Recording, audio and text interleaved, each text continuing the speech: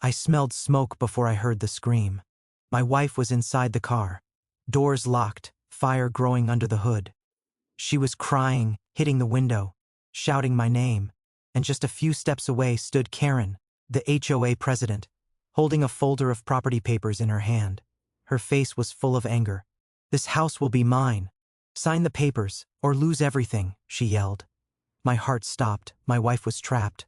The fire was spreading fast. Karen smiled like she had won. But she didn't know the truth. The woman she locked inside that burning car is the wife of the police chief.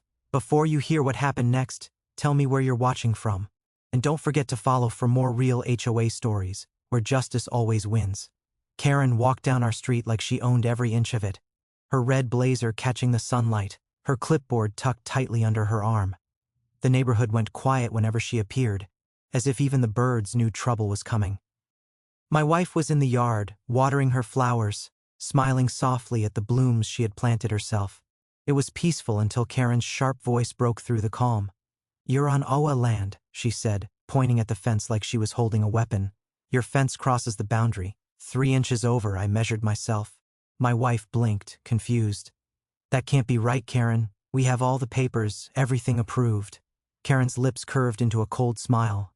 "You can show all the papers you want, but the rules are the rules. And if you don't fix this, I'll make sure you regret it." My wife sighed, trying to stay calm. She didn't want to fight. She wasn't like me. She believed people could still be reasoned with. "Karen, please, we're not breaking any rules," she said. "You've been watching us since we moved in. What do you want from us?" Karen stepped closer, her perfume sharp in the warm air. "Respect," she said simply. "And obedience. You people think you can do whatever you want here, but this neighborhood is mine." She turned away, heels clicking on the driveway, and called over her shoulder, "You'll see, I always get what I want." My wife stood frozen, water still running from the hose, soaking into the soil at her feet. Later, when she told me what happened, I could see the fear in her eyes. But that morning, I was at the station, running through reports, unaware that this woman was already planning something far worse. The next few days, the notices started showing up. One on the door about lawn height, another about paint color, then another about unapproved landscaping. Every paper carried Karen's signature at the bottom, bold and proud, like a mark of control. My wife tore each one down, frustrated but quiet. "She's just testing us," I said when I got home, trying to calm her. But I could tell she was starting to shake each time she saw that red blazer walking past the house. Karen never looked away when she passed. She'd stare directly into our windows, clipboard against her chest, pretending to inspect something, the mailbox, the driveway, anything. My wife started keeping the blinds half closed. She said it felt like being watched. It wasn't paranoia. Karen had made it clear she wanted our property and she wanted power. It wasn't about the fence. It was never about the fence. One evening, I came home to find Karen standing at the edge of our yard again, phone in hand, snapping pictures of the mailbox. My wife stood on the porch, her arms crossed, trying to keep her voice calm. "Karen, please stop this. You're making us uncomfortable." Karen smiled, not looking up from her phone. "I'm making sure the neighborhood stays perfect. You should be grateful I care so much." Then she finally raised her eyes, full of smug satisfaction.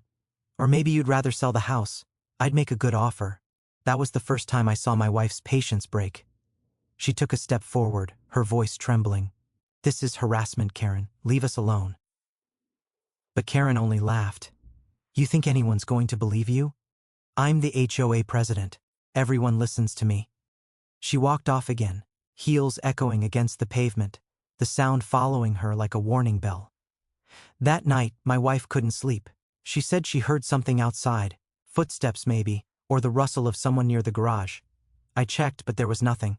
Still, I saw the faint shape of tire marks near the edge of the yard the next morning, fresh and muddy. Karen had been there, watching, waiting. Then came the official notice. A printed letter slipped under our door, signed by Karen herself. It claimed our property line extended onto HOA grounds, and that we had 48 hours to vacate or face legal consequences. My wife showed me the letter with shaking hands. "She's serious," she whispered. "She's actually trying to take our land." I took the letter, read it, and laughed once, bitterly. "She can't touch us. We'll fight this." But I underestimated her. Karen wasn't just angry, she was obsessed. She had spent years using fear to control everyone around her, and now she wanted control over us, too.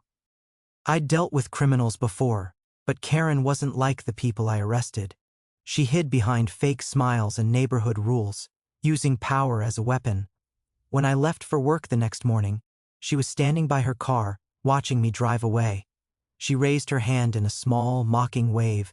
I didn't know then that behind that smile, she was already making her next move. That day was the beginning of something darker, the start of her revenge, and the last time my wife ever felt safe in her own home. The sun was setting and the sky turned orange when my wife's phone buzzed. It was Karen. Her voice was soft, sweet, and fake, like someone pretending to care. "Hey, about those property papers," she said, sounding calm. "I think there's been a small mistake. You don't need to worry, just come by the HOA clubhouse, and we can fix everything quickly." My wife hesitated, tired of the endless drama, but she wanted peace. She thought maybe Karen was finally trying to solve things. "All right," she said quietly. "I'll come now." She grabbed the folder of our property papers and her car keys, kissed the framed picture of our daughter on the table for luck, and left. The clubhouse parking lot was quiet. No cars, no lights, only the sound of crickets and the hum of faraway traffic. My wife parked near the entrance and waited, looking around. The place felt wrong, too still. A moment later, Karen's red car rolled in and stopped a few spaces away. She stepped out, red blazer crisp as always, her heels clicking against the pavement. "You came," she said, smiling, her eyes sharp. "Good. Let's settle this once and for all." My wife gave a small, hopeful smile. "I brought the papers," she said, holding the folder. Karen's tone changed slightly, still calm but colder. "Perfect. Leave them in your car, lock the doors, and I'll make a call to confirm everything with the board. We'll have this fixed in no time." My wife frowned. "Why do I need to lock the doors?" she asked softly. Karen laughed a little. "Oh, it's just a formality. You wouldn't want anyone to tamper with the papers, would you?" My wife hesitated but followed, not wanting to argue. She placed the folder on the passenger seat, got in, and closed the door.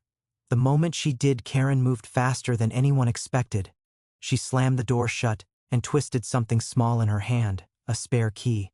My wife's heart stopped. "Karen, what are you doing?" she yelled, tugging on the handle. It didn't budge. Karen's smile widened. "You shouldn't have ignored me," she said, voice rising. "You should have just signed when I told you to." The next few seconds felt like a nightmare. Karen walked around to the front of the car, holding a small red can. My wife's breath caught when she saw it. Gasoline. "Karen, stop!" she screamed, banging on the window. "Please don't do this!" But Karen kept pouring the fuel near the tires, her eyes glowing with anger and power. "You people think you're better than me," she shouted. "You took my land, my position, my peace. I warned you. My wife tried everything." She hit the windows with her purse, kicked the door, screamed for help. But the air inside the car grew thick and hot, the smell of gas burning her nose. Her hands trembled as she looked around for something, anything, to break the window. The phone in her bag had no signal. She pressed the horn, but Karen laughed, covering her ears. "No one's coming," she said, her voice echoing in the empty lot. "You should have listened." Then came the sound of a match striking, a tiny spark. My wife froze, tears filling her eyes. "Karen, please, please don't do this. I'll give you whatever you want." Karen stood still, holding the match close to the ground, the flame flickering in her reflection on the windshield. "I want you to learn who's in charge here," she said. "And now, you will." The match dropped. The gasoline hissed as it caught the spark. Fire rushed across the pavement, a bright orange line racing toward the car. My wife screamed, pulling at the handle again and again. Smoke rose fast, curling under the car, the windows fogged from the heat. She coughed, choking, her hand covering her mouth. The folder of property papers beside her caught the edge of the flame, blackening at the corners. Inside the car she could barely see. Her heartbeat pounded in her ears, the air thick with smoke. She shouted again, her voice breaking, calling my name even though she knew I couldn't hear her. She didn't know that at that exact moment, I was finishing a report at the station, hearing a faint radio call in the background. Vehicle fire, possible entrapment, Maplewood parking lot. I didn't think. I just ran. Back in the lot, Karen stood watching the fire, her face lit orange by the flames. She wasn't smiling anymore. The heat made her sweat, her hands shaking as she whispered, "Now you'll see what happens when you cross me." She dropped the empty gas can and stepped back, eyes wide as the fire grew. For a second, she looked scared, like even she didn't expect it to go this far. But it was too late. My wife pressed her hand to the window, her wedding ring glinting in the firelight. She could feel the heat on her skin, the air burning her lungs. She looked toward the door, praying someone would come, tears falling down her cheeks. The papers inside the car curled and smoked, the ink fading. She whispered my name again. And that's when, in the distance, she saw red and blue lights flashing through the smoke. The sirens grew louder, closer, until they filled the night. Karen turned toward the sound, eyes wide, realizing something she hadn't before. This wasn't over. Not by a long shot. Flames spread faster than anyone could imagine, crawling up the sides of the car, turning the once silver paint into blackened streaks. The air filled with smoke, thick and choking, wrapping around the vehicle like a living thing. Inside, my wife coughed violently, her lungs burning, her hands trembling as she hit the window again and again. Her screams were drowned out by the roar of the fire, but she didn't stop. She kept hitting, kicking, clawing at the door handle that refused to move. The heat made the metal too hot to touch, but she didn't care. Her wedding ring burned against her finger, but she only pressed harder. Outside, Karen stood watching, the orange glow reflecting in her eyes. The papers she'd wanted were now nothing but ash inside the car, but she didn't move. She stood there, frozen, as the fire reflected on her red blazer, making her look like a part of the flames themselves. Her face twisted between anger and fear, power and panic. "You should have listened," she muttered under her breath, her voice shaky but still full of spite. "You brought this on yourself." Neighbors began to appear from their houses, some shouting, some recording on their phones. One man ran toward the fire with a small extinguisher, but it was useless. The flames were too strong. The sound of sirens echoed faintly in the distance, but it wasn't close enough. My wife pressed her face to the window, trying to get one breath of fresh air. Tears mixed with the sweat on her face, her voice hoarse as she whispered my name again and again. She couldn't see through the smoke anymore. The air was hot, heavy, and full of the smell of burning rubber.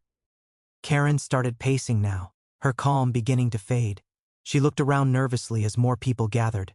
"Back away!" she shouted, waving her arms. "It's fine, she's fine, it's just a small fire." But no one believed her. A woman screamed, pointing toward the car. "There's someone inside!" Karen's face turned pale. She didn't answer.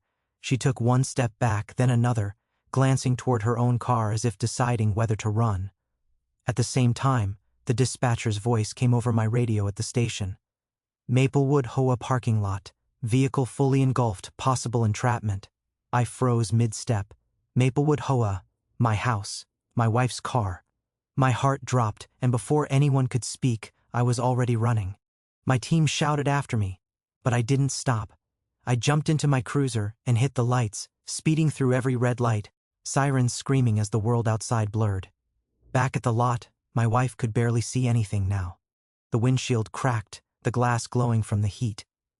Her hands were bleeding from hitting the door. She grabbed her phone one last time, her fingers trembling, and pressed the call button. The screen flickered, then went black from the heat. Her breathing grew shallow.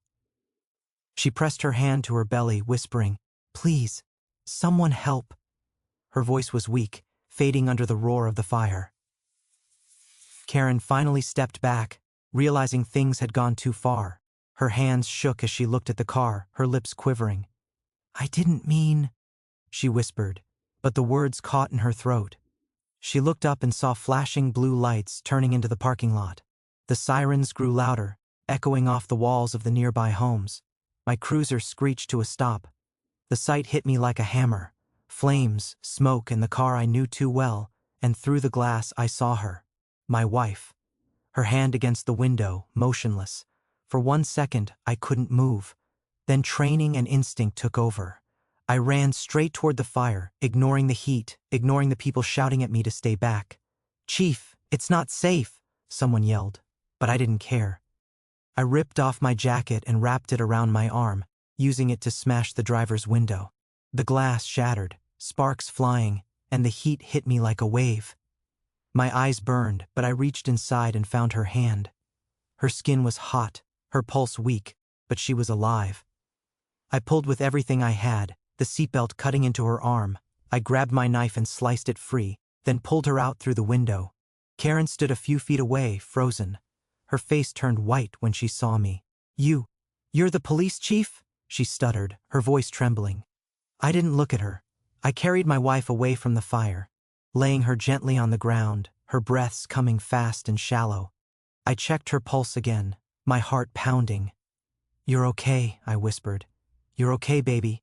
I've got you." The fire trucks arrived seconds later, spraying water over the flames. The sound of the water hitting the burning metal filled the air. Neighbors watched, whispering as the fire finally started to die down. Steam rose from the car, turning the night into a haze of smoke and light. Karen tried to speak, but her voice broke. She took a shaky step forward.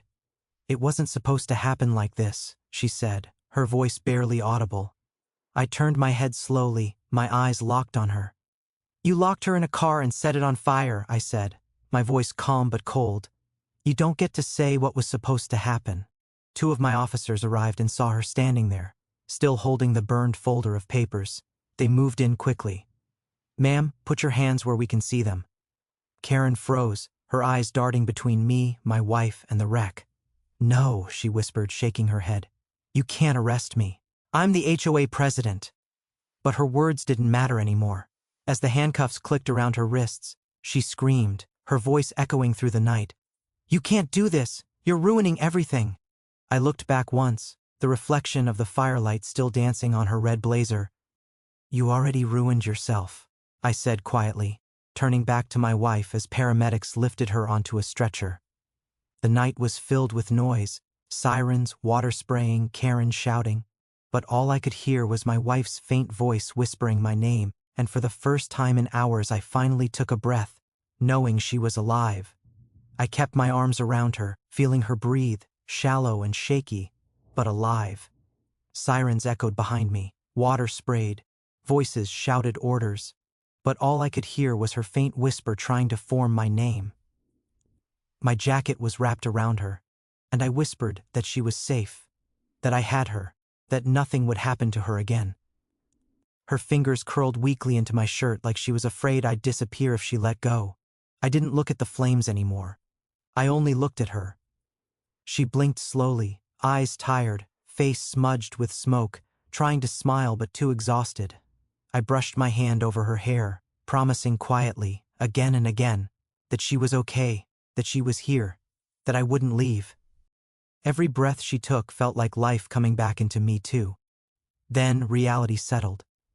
Officers approached carefully, checking if she needed oxygen. A paramedic crouched beside us, asking questions gently, trying not to overwhelm her. She nodded weakly, answering what she could. They placed a blanket over her shoulders, speaking softly. One of them told me she needed monitoring for smoke inhalation and stress. I agreed without hesitation. I would sit by her hospital bed for days if I had to. Behind me I heard an officer reading Karen her rights. She was stuttering, tripping over her words, trying to explain, trying to turn blame into confusion. It was just pressure. I didn't mean for anything to happen. The car, she locked herself, she wouldn't sign, but her excuses dissolved into the noise of the fire truck hoses and the crackling of what remained of our car.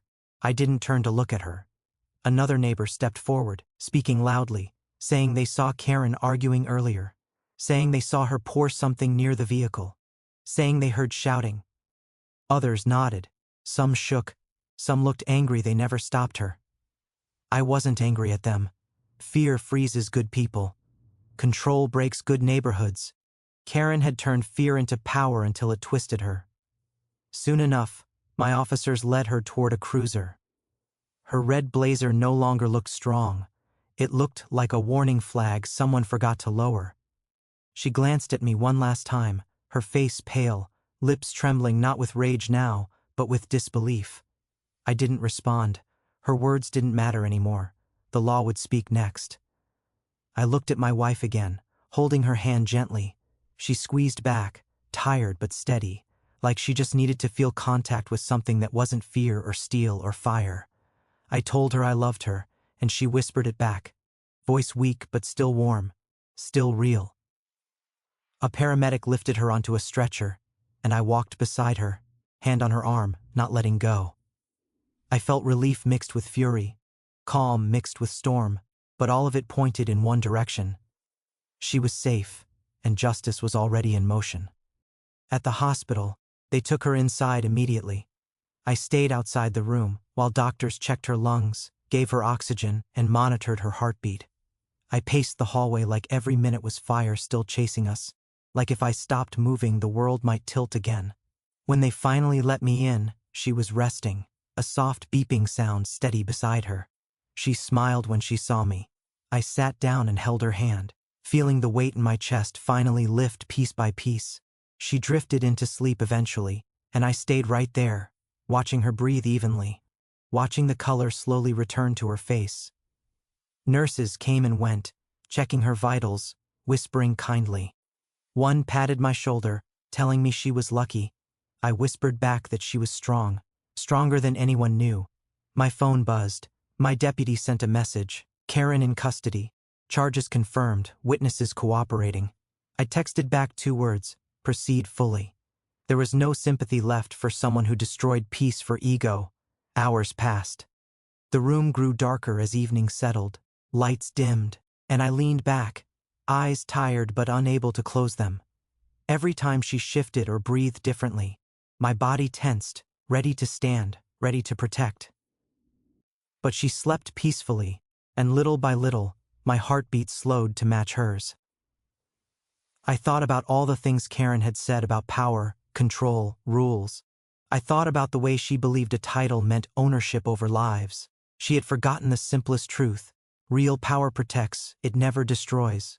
Real authority lifts, it never cages.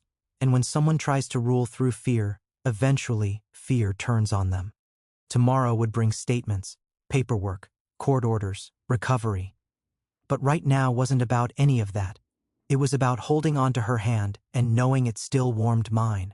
It was about breathing slow and steady in a quiet room, instead of choking smoke on cold asphalt. It was about the life still here beside me, the only thing in this world I could not lose.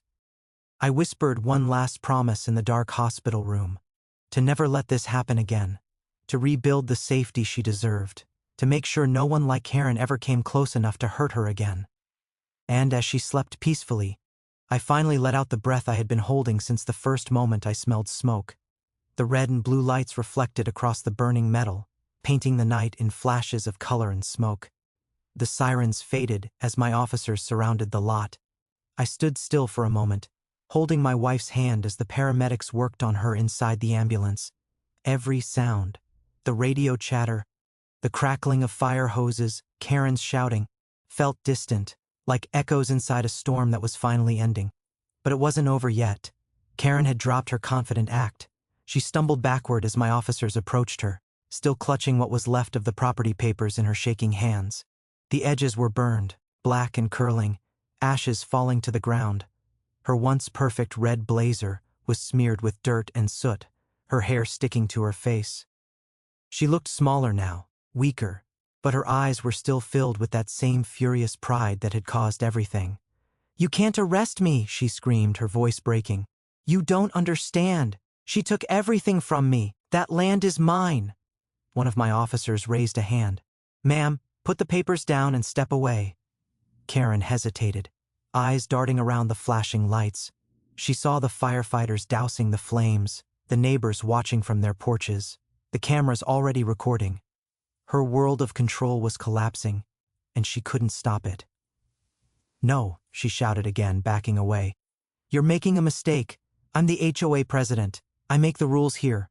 I stepped forward, my voice calm but sharp. "Not anymore, Karen." She froze when she heard me. Slowly she turned, and for a second, I saw something flicker in her face. Shock, disbelief, maybe even regret. You, she whispered. You're the chief. I nodded once. And you just committed arson, assault, and attempted murder. You locked my wife in that car. You almost killed her. Karen shook her head violently, stepping back again. No, that's not true. It was an accident. I didn't mean. You poured gasoline and lit a match, I said. You meant every second of it. 2 officers moved closer. She dropped the papers finally, her hands trembling. 1 officer took her arm gently but firmly. She jerked away, screaming, "Get off me! This isn't fair! You don't know what she did to me. She ruined everything. I warned her." Her voice cracked, turning hoarse. She looked at me desperately, searching for sympathy that didn't exist anymore. I didn't raise my voice. I didn't need to. You ruined yourself, Karen. The handcuffs clicked around her wrists. She tried to pull free, but there was nowhere to go. The officers guided her toward the cruiser as she continued to shout, her words turning into nonsense. Excuses, complaints, half-lies. Cameras flashed, neighbors whispered. Some gasped, some turned away. For years, she had made them afraid. Now, they were watching her crumble in the same place she had once stood above them all. Firefighters finished putting out the last of the flames. Steam rose into the air, carrying the smell of smoke and melted plastic. One of them walked up to me, helmet under his arm. "Fire's contained," he said quietly. "Your wife's lucky you got here when you did." I nodded once, still watching Karen being placed in the back of the cruiser. "Yeah," I said. "Lucky." The paramedic called to me, letting me know my wife was stable enough to be taken to the hospital. I walked to the ambulance, my heart finally beginning to slow. She was awake, sitting up a little, her face pale but her eyes open. When she saw me, she smiled faintly. I took her hand again and kissed it. "It's over," I said softly. "She can't hurt anyone anymore."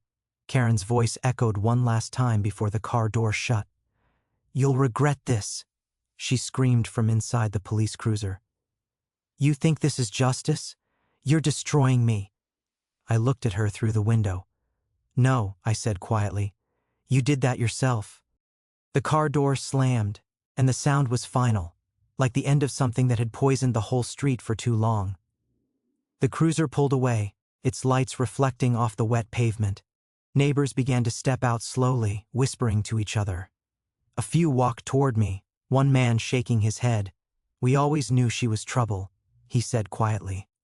"But no one thought she'd go this far." I didn't answer.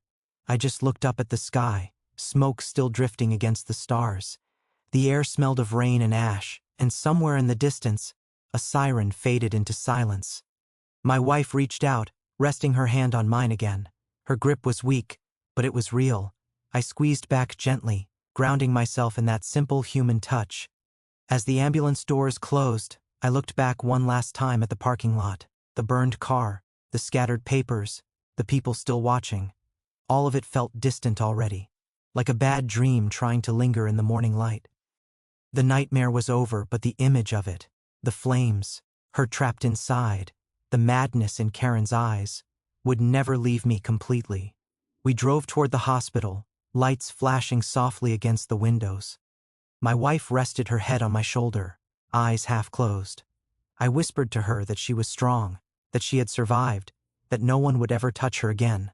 She nodded faintly. "You found me," she whispered. "I always will," I said. The city lights flickered past, reflecting on the windshield like fading firelight.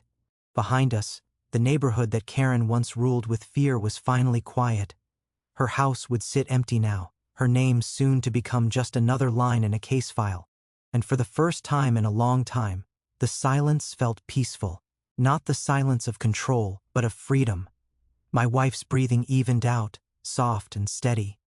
I closed my eyes for a moment, finally allowing myself to breathe fully. Justice had been served, but more importantly, she was alive, and that was all that mattered.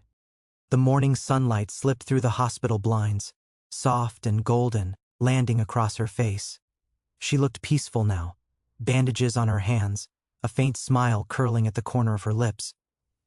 I sat beside her bed, fingers tracing the edge of her blanket, listening to the quiet hum of machines that kept track of every heartbeat.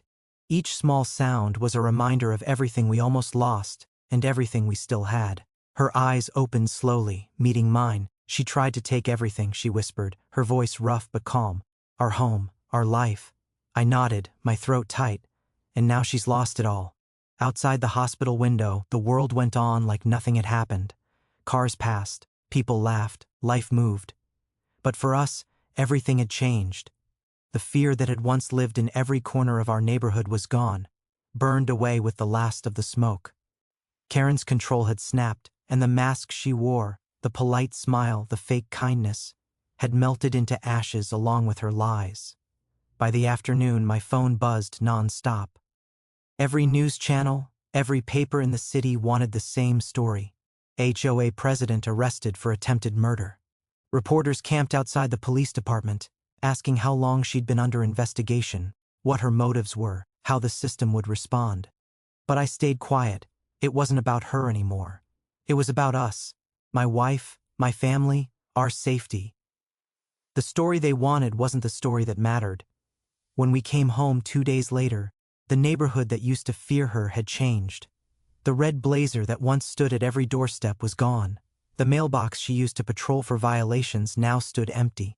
The people who once avoided her eyes now walked freely. Some came to our door with flowers, homemade food, or quiet apologies. They said they should have spoken up sooner. I told them it was over, that none of them owed me anything. Fear makes people silent. I knew that better than anyone. My wife stepped onto the porch slowly, her movements still tender. The neighbors applauded softly. It wasn't loud or grand. It was gentle, a sign of shared relief. She smiled, tears gathering in her eyes, as she waved and thanked them. For the first time in a long time, our home felt like a home again. No more watching over our shoulders. No more letters under the door. No more threats disguised as rules. Just peace. I walked into my study that evening and placed the recovered property papers inside the drawer of my desk. They were crumpled, edges blackened from smoke, but still readable. I stared at the charred corners for a while before closing the drawer. Those papers weren't just proof of ownership anymore. They were proof of survival, of endurance, of truth standing against power. Karen sat in a holding cell now, her red blazer folded neatly in an evidence bag marked with her name. I'd seen the report come through earlier. Her expression in the booking photo was nothing like the one she wore when she ruled the neighborhood. No confidence, no pride, just emptiness. She had always believed control gave her strength.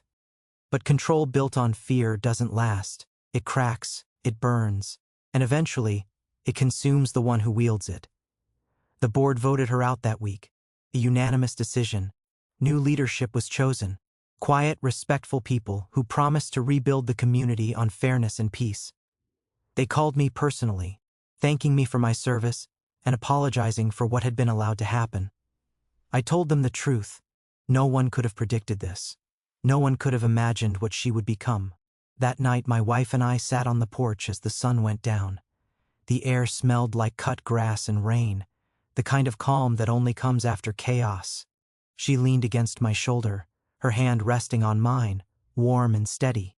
"Do you think it's really over?" she asked. I nodded, looking at the stars starting to appear in the fading light. "It's over," I said. "She can't hurt anyone again." We sat in silence for a while, listening to the quiet hum of crickets and the faint laughter of children playing down the street.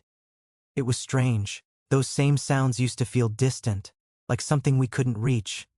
Now they were home. They were normal again. Later that night, after she went inside to rest, I stayed out a little longer, staring at the badge on the table beside me. The metal glowed faintly under the porch light. I thought about everything it stood for, not just authority, not just law, but responsibility. To protect, to serve, to make sure no one like Karen ever had the chance to use power as a weapon again. I put the badge back on my chest and took a slow breath. The neighborhood was quiet, the streets empty, the houses dark except for the warm light in our windows. The peace felt fragile, but real. I whispered a promise to the night air, to my wife, to my daughter, to every person still afraid of someone like her, that I would never let fear win again, not in this town, not while I still had a heartbeat. Every time I look at those burned papers now, I don't see property lines or ownership. I see proof that justice still stands, even in the smallest corners of the world. And when I walk through my front door and see my wife smiling again, I know one thing for sure. No one, not even Karen, will ever touch my family again. Not while I wear this badge.